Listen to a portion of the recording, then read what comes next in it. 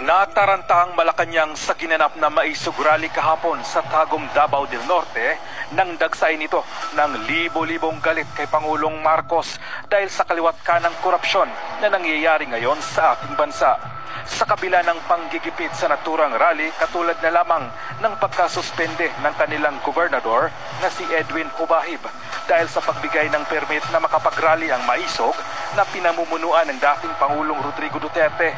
ang pagsara ng airport at ang sadyang pagkawala ng kuryente upang hindi matuloy ang rally ay hindi nagtagumpay ang kuting ng Norte at ang kanyang asawang si First Lady Lisa Marcos na siya di umanong may pakana ng kaguluhan sa ating bansa. Ayon pa nga sa kontrobersyal at bitiranang political vlogger na si Maharlika, ay dapat na kumilos na ang men and women in uniform upang patalsikin na si BBM sa Malacanang dahil sa binaboy na nito ng gusto ang ating bansa at